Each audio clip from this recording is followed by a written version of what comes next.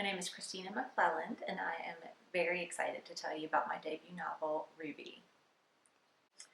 So Ruby is all about personal narratives and how much control we have over them, what other people's perceptions of us might be based on the information that we give them. And so I right off the bat in chapter 1, I challenge the reader somewhat by introducing them to a character who's a 15-year-old girl. She has a newborn. We know that she lives in a mobile home park in Northport, Alabama.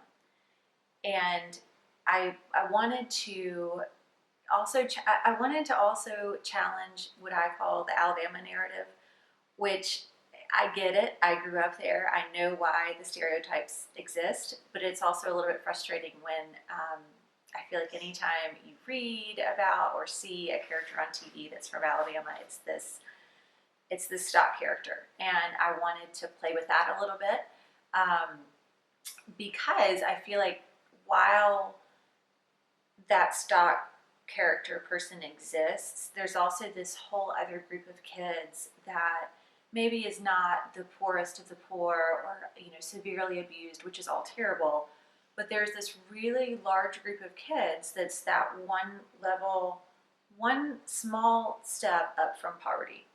And so they go to school, they finish high school, but they're not given the tools or the information to do much beyond that. And I think that that's really sad. And I think that's a story that's not told. And interestingly, actually, recently I was having a discussion I was telling a good friend of mine that grew up in a small town in Maryland about the book and about Ruby and about the character of Ruby Jones. And it was amazing because he started telling me these stories from his high school and from his hometown in Maryland that were mirror images of what I experienced in Alabama. And some of the things that I thought were like going on field trips to the technical college and telling us about all of these careers that are, again, there's nothing wrong with welding and being an esthetician or doing some of these things, but there's more.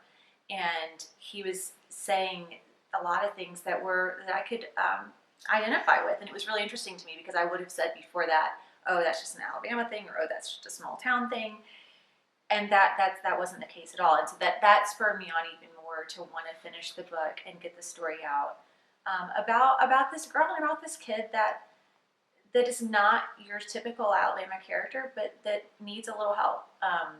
And so this is the story of Ruby and the story of Elle. If there's one thing that I could point to in the past 2 years that has changed in my writing, that has been a huge positive, it's that I've tried to separate myself from my characters a little bit. I feel like I have been writing for a really long time, and it's nice to identify with your characters, but I was not developing my characters in a way that they had their own voice. It was kind of my voice and my actions and my interpretations that was guiding everything. And so I really made a shift about 1.5 years, 2 years ago when I was starting to work on Ruby and finishing Ruby, where I wanted characters that I was meeting for the first time and that I was getting to know. And Ruby Jones, the protagonist, may make decisions that I may not have made. She may say things or do things that I wouldn't have done, but that's who she is. And so that's another reason why I would not consider it an Own Voices novel, because I really wanted to use personal experience for color, but all of the characters are their own people, and they're very real to me, and I love them, and I think that they make great decisions on their own without me forcing them to do anything. So what contemporary books would I compare Ruby to?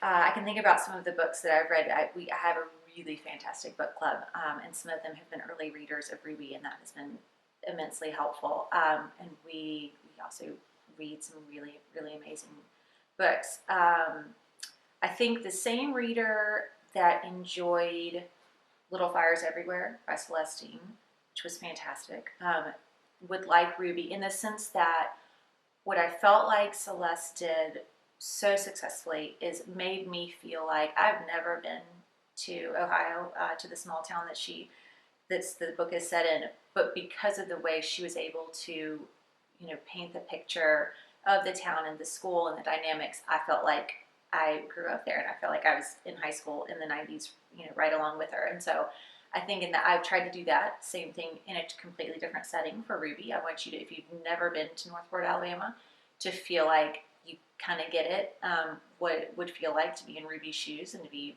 going to her school and living in the Wood Village Mobile Home Park and things like that. So I think that would be one. I have also loved so many books this year that I think the same readers would enjoy. I loved The Great Alone. It was amazing, by Kristen Hanna, and I think the same reader would enjoy Ruby that read that book, because it's about a family saga and a family dynamic that takes you through a long period of time. Ruby is set between 1990 and 2029, so it really takes you from the early childhood for Ruby to late into her 40s. And those are the main ones I can think of right now. I'm sure there are others.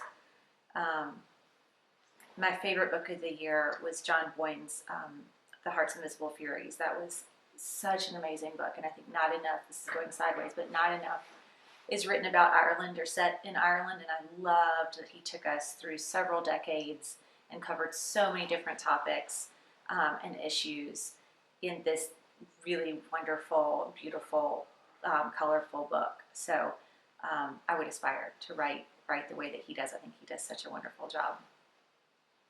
So yeah, I hope you enjoy it. Ooh, I just bought 2 books recently, and I just started Say Nothing by Patrick Radden Keefe.